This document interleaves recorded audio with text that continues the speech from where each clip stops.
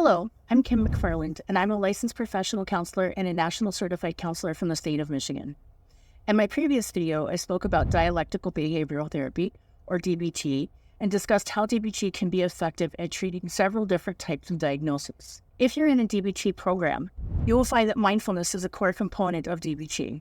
However, learning to be mindful can be effective for someone even if they're not part of a DBT program. Many times when I talk about mindfulness with someone, they often think I'm talking about the formal practice of mindfulness, which is setting aside a set amount of time for practice and doing some things through a type of meditation or mindful movement. While formal practice is very beneficial, I'm referring to a much more informal practice that we can use in everyday living. This means we want to use mindfulness to begin to catch our thoughts on purpose as they arise. This type of informal practice of mindfulness means we can practice this anytime and anywhere. Why would we want to catch our thoughts on purpose? Well, this can be very helpful, right? We want to start catching our thoughts on purpose to gain insight into our thoughts, feelings, and sensations and understand how they impact our behaviors and actions. Remember, all behavior serves a purpose, and being mindful can help us understand why we are doing what we're doing.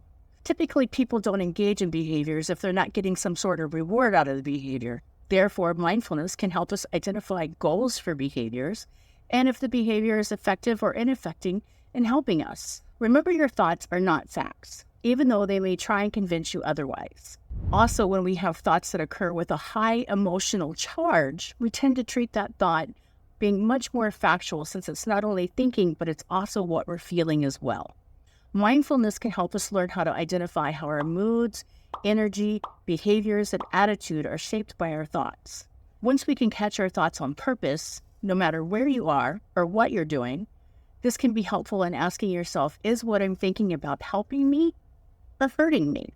Mindfulness can also just help us be much more flexible in how we see situations and respond to those situations. So mindfulness is like any other skill, and it takes practice to be able to catch your thoughts on purpose. So we have about 70,000 thoughts a day, and most of the time we're just going through our normal routine without identifying any thoughts or how they may be impacting us.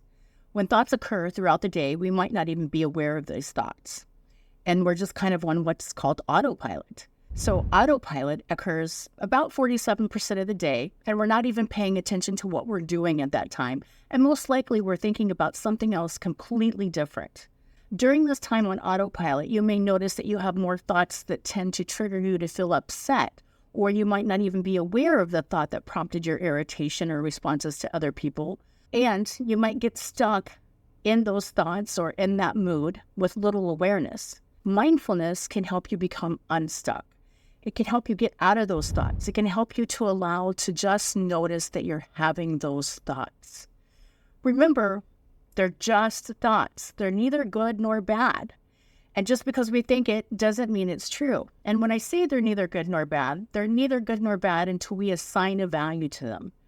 Otherwise, it's just a string of words that are not necessarily facts. Also, when you think something is negative, you're going to give that thought way more power than you would a positive thought. Mindfulness can help us identify when we are giving our thoughts way too much power and help us reconnect with the present moment. The present moment is important for us to be in as much as possible, as it's always now. If we spend our time thinking about the past or the future, we're missing a lot that's going on in the here and now, and we may be unaware of how our thoughts are really impacting our mood. The more we practice mindfulness, the more effective we can be at catching those thoughts on purpose, which help us stay in the present. We can be more effective at reaching goals, more effective at regulating our moods, and more effective at knowing where we stand with our emotional state. As you become more skilled in mindfulness, you might notice the harder it is or the more difficulties that start to arise, as you start to notice more and more thoughts that could be very ineffective for you. So through continued practice, you can learn to regulate your thoughts much more effectively. Mindfulness can help you learn what's called dialectical tension. So you can become aware of opposing viewpoints that you may be holding on to or feelings that you're having that are very difficult for you to solve. Remember, even when people practice mindfulness on a daily basis, they're not in mindfulness 100% of the time. We're all human. We can't be in mindfulness 100% of the time. Therefore, if you start struggling with this skill, give yourself some patience and grace and just practice as often as you can. Mindfulness is not multitasking, so make sure you just start practicing at being the best you can at catching your thoughts in the present moment on purpose. It takes a lot of time and practice to do this. So how do you practice mindfulness? Let's simply start right now. Let's do just a quick mindfulness exercise.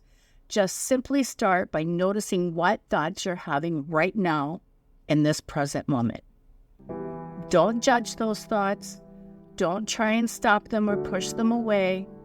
Just notice your thoughts as they arise.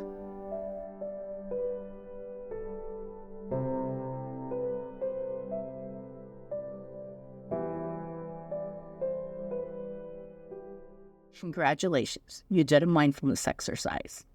If you spend a few minutes a day practicing this skill, the more automatic it's going to become for you. And you will start to notice more of your thoughts, and you'll start to notice more ways that you can regulate yourself, and you'll start to notice if these thoughts are helpful for you or if they're ineffective for you. As always, if you have any questions you'd like to see answered, please leave us a comment. Be sure to click like and subscribe, and stay tuned for our next video.